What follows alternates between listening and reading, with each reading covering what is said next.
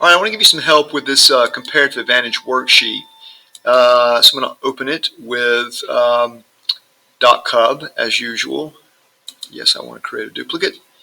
So don't forget to answer question number 1. But then we've got some questions. We're given 2 people or 2 parties and 2 tasks and 2 options. Mike can either vacuum a room or wash a load of dishes. Now here we're being given the time it takes for them to do one, as opposed to how many they can do in a given amount of time.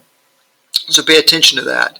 But we can answer who has the absolute advantage just by looking who's fastest, who's best, who does the most, the quickest.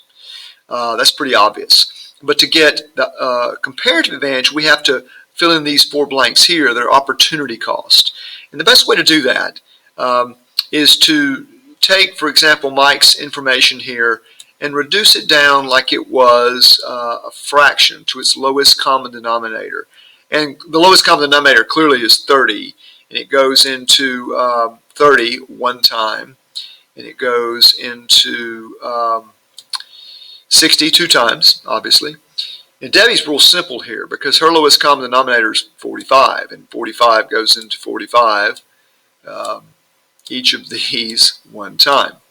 So right away I can see that Debbie's, I know her opportunity costs are going to be 1 for both because 1 is the reciprocal of 1. They're going to be the reciprocal of each other. Mike's are going to be 2 1/2. So let's look at what is Mike's opportunity cost of vacuuming in terms of washing dishes. How many foregone dishes? Well, when he vacuums a room, it takes him 60 minutes. So what could he have done in terms of dishes? And that it takes him only 30, so he could have done 2. So I don't have to think about it. Obviously, his cost of washing dishes is a half a room he could have vacuumed in that length of time. There it goes. Okay, Debbie's pretty straightforward there. And you can see how to answer that. And then we've got Andy and Hannah cleaning offices and jail cells. Very similar situation here, so I think you can figure that out. By the way, when it says here who should do which chore and why, the one that has the lowest opportunity cost should do that because they have comparative advantage, and vice versa.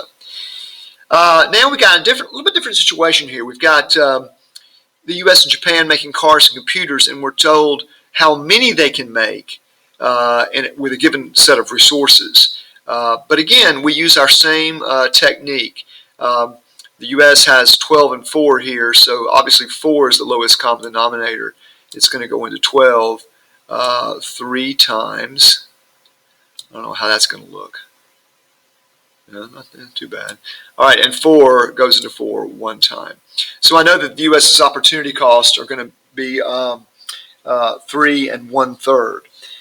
But which is which? Well, what is the United States opportunity cost for making cars? Well, when they make cars, apparently it's easier to make cars than computers because they can make, given a fixed amount of resources, they can make more cars than computers. So when they get through making a car, well, they have made a whole computer. Well, no.